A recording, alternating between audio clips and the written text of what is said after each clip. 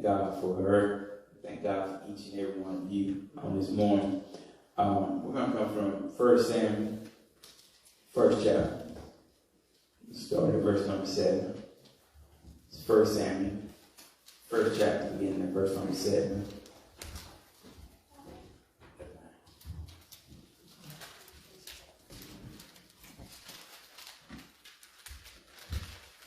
Samuel, first chapter,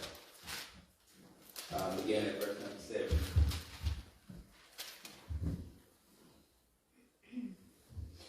Everybody have it?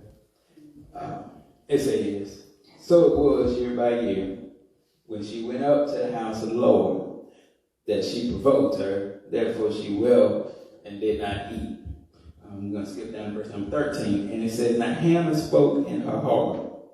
Only her lips moved, but her voice was not heard. Therefore Eli thought she was drunk. So Eli said to her, how long will you be drunk? Put your wine away from you. But Hannah answered and said, no, my Lord, I am a woman of sorrowful spirit.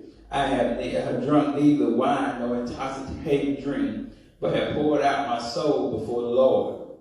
But do not consider your maidservant a wicked woman, for out of the abundance of my complaint and my grief I have spoken unto now. Then Eli answered and said, go in peace, and the Lord, the God of Israel, grant your petition which you have asked of him. Look at your neighbor and say, neighbor, faith to move.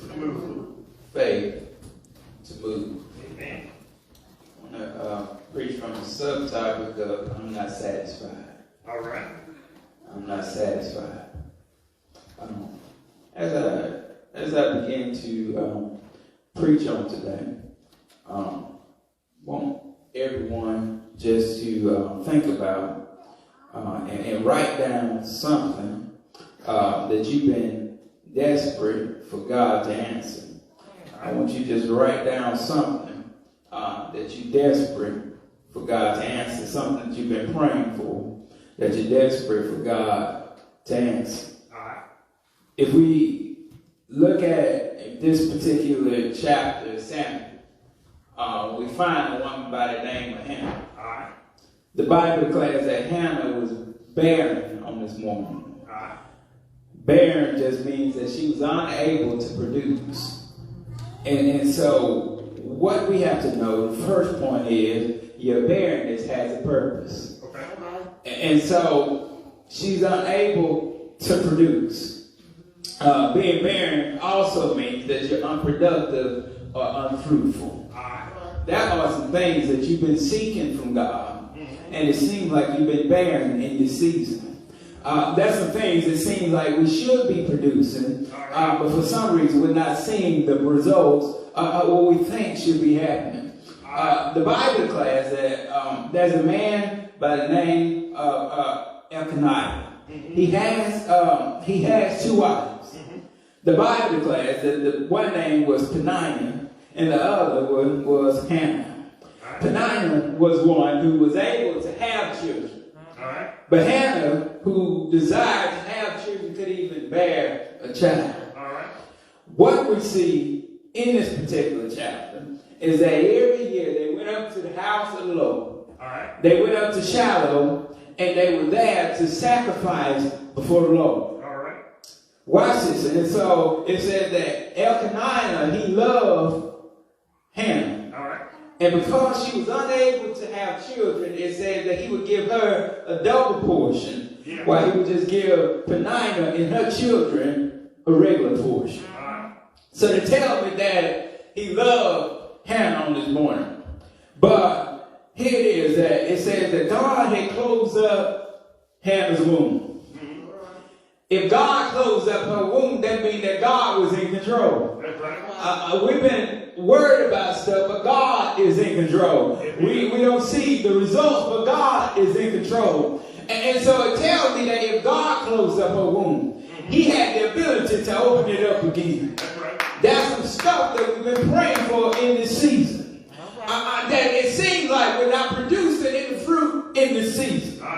But when God tells you to move on this morning, Now you got to have enough faith to believe that if he says it, he can do it. That's right. I remember back earlier this year, I was feeling like I was unproductive in my season, and I heard the Spirit of the Lord to say, move. Yeah. I didn't know what that meant, but I understood that whatever it was, I didn't know when it was going to happen, but God was going to allow it to happen in His season. That's right. And so when I finally stepped out on faith, I told my wife just the other week, I said, I thought I was moving when He said move. All right. But it wasn't until I got fed up that I realized that I was not putting my best foot forward to move. Yeah. It didn't happen in a matter of a couple of weeks, but it took a month or two for God to come through on His promise. That's right. And when I finally began to move, All right. not only was I offered a job, but it took me exactly 1 week Yeah. to get a reply. The thing that we've been designed to happen, God will begin to move. And when we step out on faith, God will begin to allow some stuff to happen in this season. He doesn't want you to argue with Him, but sometimes our barrenness has a purpose in this season. All right. And so here it was. Penina, it says that she was mean, she was evil towards Hannah. She would mock her, she provoked her every time. Because she could have children, Hannah couldn't have children, she would provoke her every time. All right. Don't you know, sometimes it seems like the folks who are evil, the people that are doing bad are the ones that are getting blessed. It seems like the ones who don't go to church, the ones who don't ever pray, are the ones who are getting blessed in this season. It seems like every time you turn around, every time you come to church, you can't even get money in your pocket. You don't have 2 pennies to rub together. It seems like when you leave the house of the Lord, you don't even have food on your table. You can't even get a break because you can't get 1 foot forward without taking 2 steps back. It just seems that when you're living right, the folks who ain't living right are the ones that get blessed. But God says your barrenness has a purpose on this morning. Yeah. And so it is. We may seem like the wicked is prospering, but the songwriter declared that we'll understand it better by and by. And so it seems that Penina had favor with the Lord because she was blessed with sons and daughters. But Hannah, the one who loved the Lord, can even have children. Yeah.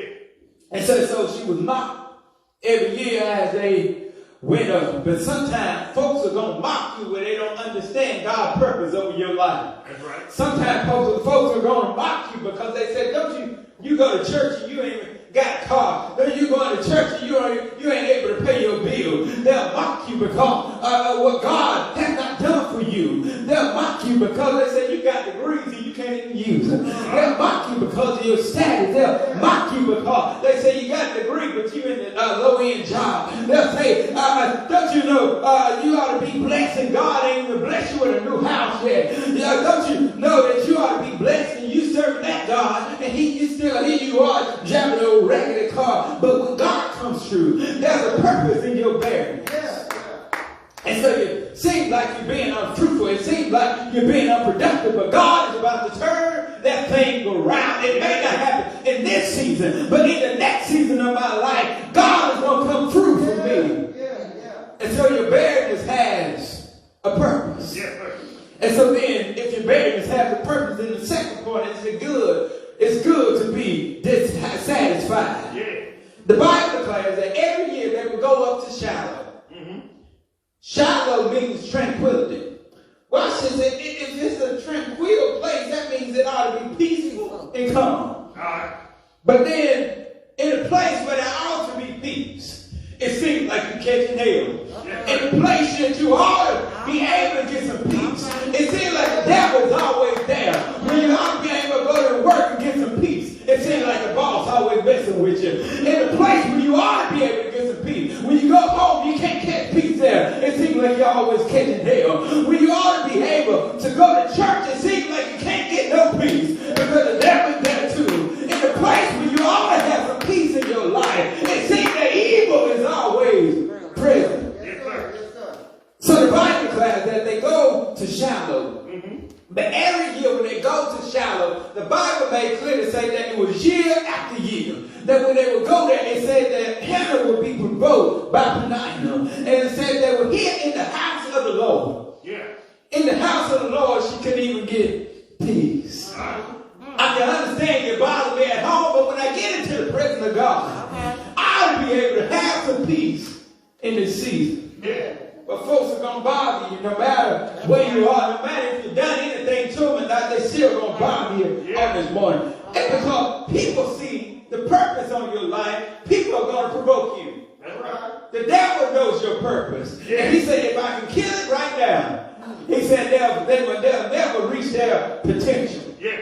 And so if the devil knows your purpose, and God understands your purpose, the devil is going to do all he can to make you not succeed on this moment. That's right.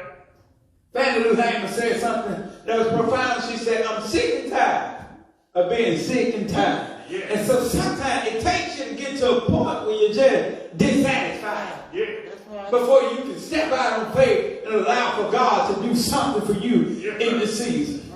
And so as they're in the house of the Lord, she could even enjoy the favor that Elkanah had gave her. And so she could even enjoy it because Penina is bothering her on this morning. Yeah. You can enjoy the blessing that God has given to you because folks are bothering you. Yeah. You can't even enjoy your new ride, your new house because folks are bothering you. Yeah. You can't even enjoy your promotion because the devil is on your trail. You can't even enjoy your position in church because the devil is on your trail. But if you know who you are, God will come through for you because sometimes it's just good to be dissatisfied. And what until I was dissatisfied that I really could appreciate the blessing that God had in my life.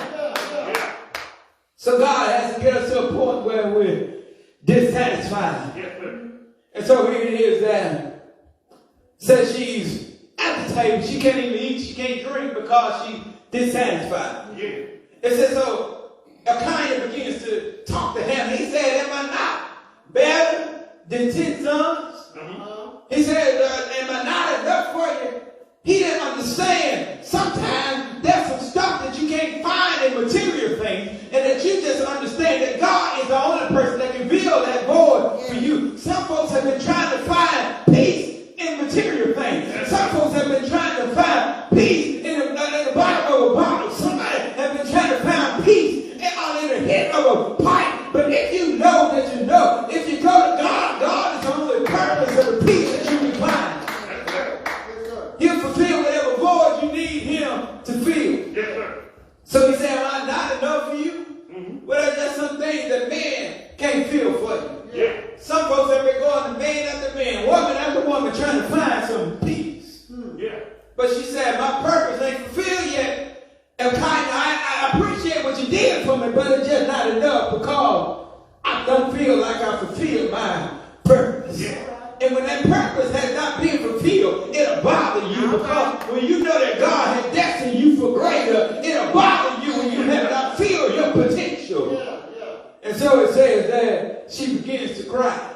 Yeah. After they finish eating, after they finish drinking, it says she gets up, goes down to the altar, and she begins to cry. And it said that she begins to cry on this morning. And watch this, her dissatisfaction is what caused her to move. Yeah.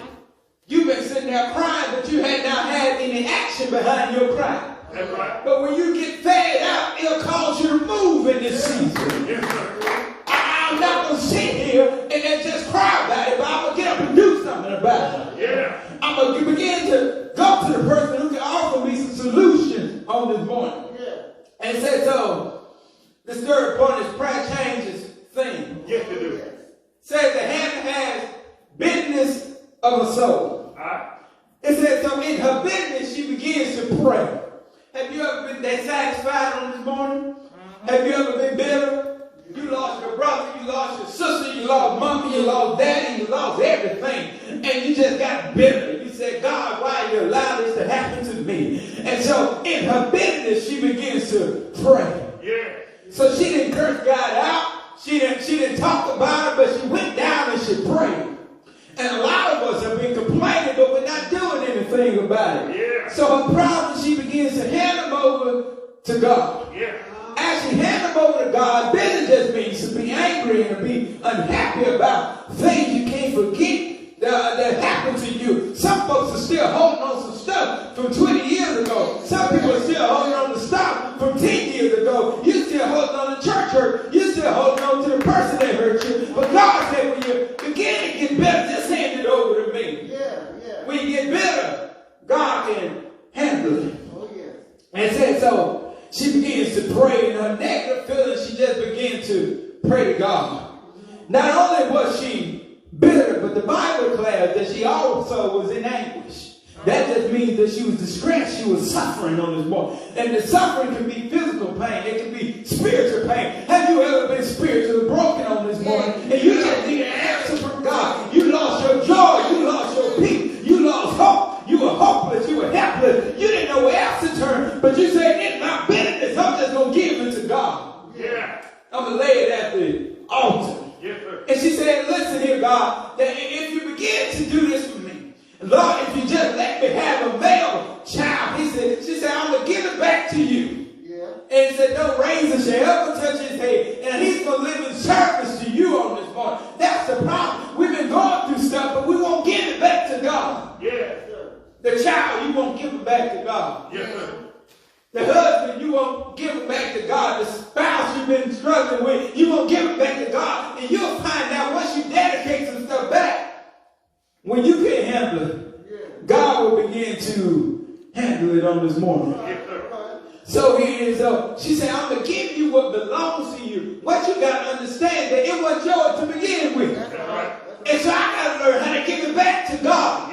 Lord, I thank you when you blessed me with a new car, because it wasn't mine, it was yours. Lord, I thank you for the new house you blessed me with, because it wasn't mine, it was yours. And so once you get it, God said, give it back to me, and I can handle it. Folks are wondering why their children are so bad. It's because you never gave them back to God. So the things you couldn't handle, God said, once you give them back to me, I begin to work on it this morning. And so Psalm 62 and 8 said, trust in him at all times, you people. Pour out your heart before him. God is a refuge for us. You got to understand that God is our strength when you can't find it anywhere else. God is the strength that you can't find in your husband or your wife. He's the strength that you can't find it at work, in promotions or in money. But God is everything. And God begins to say, because Jesus said, he said, for my yoke is easy and my burdens are light. And so we got to understand that when you can't handle it, just give it back to God. And so then this fourth and final point is your purpose is fulfilled on time. So it says that in the 13th verse, it says that she's praying here. She begins to pray. She was praying in her heart, but her mouth wasn't saying anything. She prayed in her heart, but her mouth was just moving. And sometimes you got to understand, and here it is, the scripture begins to tell you, he said, out of the abundance of the heart, the mouth speaks. So in her bitterness, whatever was in her had to come out. Jesus said, out of the abundance of the heart, the mouth speaks, because he said, if you have good stored up in you, good is going to come out. He said, if you have evil stored up, he said, evil will come out. Whatever is in you, got to come out of you. And so whatever it is that you've been seeking for God, got to come out. And she said, I'm not just coming to you with anything, but I'm going to give it back to you, because whatever it is that I need you to do has to come out. And she began to turn her anguish, she began to turn her distress, she began to turn her bitterness into a purpose or a promise to God. And so her mouth was moving. Eli, the priest, said, he said, don't you need to put away and intoxicating drink? He said, are you drunk with wine or intoxicating drink? She said, ain't nothing wrong with me. She said, I just pour my heart out before God. And you got to understand that when God is on the inside of you, folks are going to think you crazy because you are shouting. People are going to think you crazy because you still believing. Folks are going to think you crazy because you're crying and nobody's done anything to you. But it's just whatever's on the inside of you got to come out. And so, and he said, and people going to think you're crazy sometimes, but it got to come out of you. She said, I'm just pouring up my heart. She said, the bitterness that was inside reminded me, I'm pouring it out. She said, sometimes you got to just come empty to God. Yeah. Folks have been coming to God with problems, but you haven't come barren like Hannah. Sometimes God got to get you to your lowest point so that you can be empty. Yes, so that when He begins to do some stuff, you'll understand the purpose that's on your life. Yes. Sometimes you got to come empty before God so that God can fill you up. It wasn't until you got broken, until you got down and helpless, that God was able to do something with you. So your barrenness had a purpose on this morning. And so Hannah responded in faith. She was just responding in faith on this morning. And she said, don't consider me a wicked woman. All this was saying to be a wicked woman. The word truly means, what she was saying is that don't consider me to be a person without value. Yeah. And so sometimes folks are going to consider that you don't have any value. Because they say, well, they still serving God and He ain't done nothing for them. They ain't got no value. But God values everyone who's on His side. Yeah. And God can use the folks who said that you weren't going to amount to anything. The folks that said you weren't going to be nothing because of where you came from. God said you got some value on this morning. The ones who are empty, the ones who are down and out, the ones who are dirty, the ones that were filthy, the ones that God can use on this morning. God has a value. You are valuable to Him on this morning. Yeah. And so as she said this, she said, for out of the abundance of my complaint and my grief, I have spoken unto now. So she had a lot stored up in her. And so she began to pray. She just prayed until God could do something for her. Yeah. And so it said, Eli said to her, he said, go in peace, and the God of Israel grant your petition which you have asked of Him. Somebody's been praying for something, and you've been wondering, and you've been on the verge of giving up. You've been on the verge of forgetting about God. You've been on the verge of saying, I'm just going to throw my hands up because God hadn't come through. But God said, just because your blessing is delayed does not mean it's denied. Some folks have been on the verge of giving up, but your blessing is just delayed. It's going to come sooner or later. If you have faith that He can do it, God is going to come through for you on this morning. Yeah. So your blessing is delayed, but it's not denied. Yeah. And it says so in her faith. Eli began to speak over her life. And so she believed that God could do whatever He said He would do. What it was is that in her barrenness, God said it's not time for you to produce yet because I don't need Him right now, but I need you to produce when I want you to produce. So her barrenness had a purpose on this morning. Now was the time for Israel. Israel was also barren. And so there was somebody that was connected to Hannah that was also barren. Watch this, you'll catch it in the morning. And when you begin to look at it, your barrenness had a purpose. Not only were you barren, but somebody else that was connected to you was barren. But God said somebody else is going to be fulfilled because you're going to reach your potential. Somebody else is going to get that breakthrough because of your purpose. Somebody else is going to get delivered because of your purpose. And if you had never been barren, you would have never been able to appreciate what God was taking you to. If you had never been barren, if you had never been going through some stuff, you would have never appreciated when God filled you up on this morning. Is there anybody that's grateful on this morning for your son not being unsatisfied? Is there anybody that's grateful on this morning that's grateful that you've been dissatisfied? God got you to a point so He can fulfill you on this morning. Yes, sir. And so as she says this, and so God was coming through on her behalf. Yes, sir. The Bible declares that when she received the word that she's going to have a child, she didn't know if it was going to happen, but she said her sadness turned to a smile. Yeah. She was happy when she left. So when God gives you a word, you need to believe that He can come through for you. Yes, sir. So she came to the altar broken. She came to the altar dissatisfied. She came to the altar suffering. She came there distressed. But she left happy. When God comes through for you, He'll turn everything you've been going through, He'll turn it upside down. So that folks will say, well, I thought they were unhappy yesterday. But when you go forward, you ought to be shouting, you ought to be praising, because God said, I'm going to come through for you. Yes, sir. If you remember back in Mark 5, the Bible declares that there was a woman that heard about Jesus. Yeah. They came to God broken. She came to Him dissatisfied. Yeah. The Bible declares she had suffered many things under many physicians. Yes, sir. It says that she grew no better, but yet she grew true words. Yeah. It says, so she heard about a man named Jesus coming through town. Yes, sir. In her barrenness, in her brokenness, she said, I got to go to the person that's my last resort. Sometimes God got to get you down to your last resort.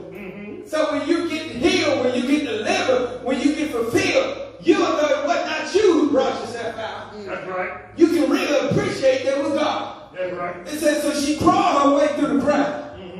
And so here it is that with your faith, it has the ability to move mountains on this morning. With your faith, the Bible declares that if you have faith the size of a mustard seed, you can speak to yonder mountain and tell a mountain be thou and move. And if you begin to believe that God can come through for you, that in your brokenness, in your despair, God can come through for you. Yes, sir. And so, she's not producing on this morning. But Israel's barrenness was also connected to Hannah. Yeah. And so, on this morning, you got to have the faith to move when God tells you to move. Yes, sir. It wasn't until I obeyed the voice of Jesus that God began to bless me in this season. Yes, sir. Is there anybody here on this morning, if you can look back at the desperate prayer? Yes, sir. Whatever you wrote down, God is going to come through for you. Yes, sir. You've been desperate in this season. You've been dissatisfied, but God said, I'm going to come through for you. Yes, sir. Is there anybody here on this morning that's ever been in Hannah's position? Yes. Then you say, I've been provoked and I've been dissatisfied. Yes, sir. But Lord, I just need you to come through for me. Yeah. Is there anybody ever been in Hannah's position? Yes, sir. That said, Lord, I'm coming to the altar. Yes, sir. I don't know how you're going to do it, but I just need you to do something for me. But it wasn't until God told me to move that I began to receive, Lord, the blessing that He had for me. So now I can just say, thank you, Lord, for everything you've done for me.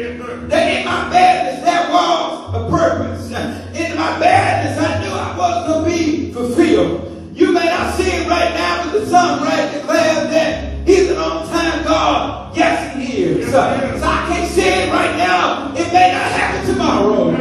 But don't you know, sooner or later, God is going to come through for you. Anybody ever been in Hannah's position? I can't see it right now, but I'm going to pray over my child. That whatever God desires for them to be, He will be.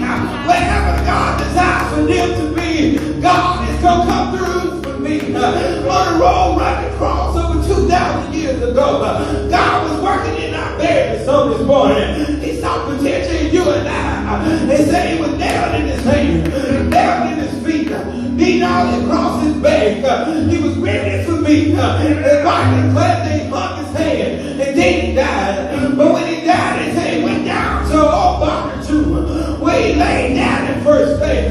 He laid down the second day. But somebody say early on His third day morning, He got up with all power in His hand. So I thank God for my marriage situation. I thank God for my Hannah situation. Because He'll come through for me. I know in my marriage situation, God is going to come through for me. So if you ever been barren, God has made you barren for a purpose. Yes, sir. You know if you're producing fruit or not, because the Bible claims you'll be able to tell the tree by the fruit that it bears. Yes. You know if you've been unproductive.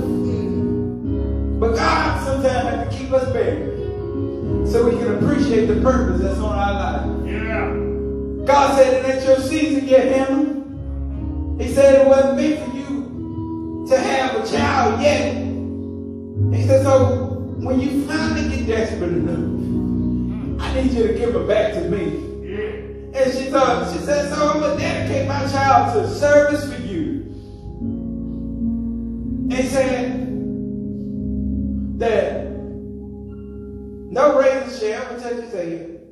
And not only that, but he'll live in service for you all his life. Somebody has failed to get their child back to God. Somebody has failed to get their situation back to God. But in your brokenness, in your barrenness, God has a purpose over your life. God said, I know the plans that I have towards you. As He told Jeremiah to tell the children of Israel, He said, thoughts of good and not of evil, to give you expected it. You thought God was trying to punish you. You thought God was trying to break you. But God said, I just need you to a point that when I come through for you, you'll know. I just need you to be dissatisfied sometimes. So you'll know that when it's time for your purpose to be fulfilled, it wasn't you. It wasn't anything that you've done. But I need you to just give it back to me. I need you to live in service for me so that you'll be grateful when you fulfill. Yeah. So the Bible declares that when she left the temple, she was happy. Said that the next morning that Elkanah, he knew her and said she bore a child whose name was Samuel. Samuel was a great prophet. Samuel was a great judge. And he lived in service to God. Not only did he just allow her to have Samuel, he said, when you gave this one to me, he said, Elkanah told her, he said, do what you need to do. He said, go ahead and pray to God and figure out what you need to do. It said, once she weaned Samuel, it said at 3 years old, she takes him to the tabernacle. She took him to be in service with Eli, and she said, just learn under him. Because I told God that if he gave that child, a male child, then I would give him back to him. Yeah. So God said, because you gave him back, not only will you have Samuel, but I'll allow you to have some other children too. God, when he wants to come through, he's going to come through for you. Somebody's been dissatisfied, but God said, go ahead and stay there. He said, because I just need you to have some faith to move on this morning. Her faith was, she said, I'm tired of being in the same position. So I'm going to go to this place. And I'm going to begin to pray, and I know God will come through. We're standing across the building. Somebody look at your neighbor and say, neighbor, if you're dissatisfied, have faith to move. Have faith to move. I'm grateful for the things that you have done. Yes, I'm grateful for the victory we won. I could go on and on about your word. Because I'm grateful, grateful, so grateful just to praise you, Lord. Flowing from my heart are the issues of my heart. His gratefulness.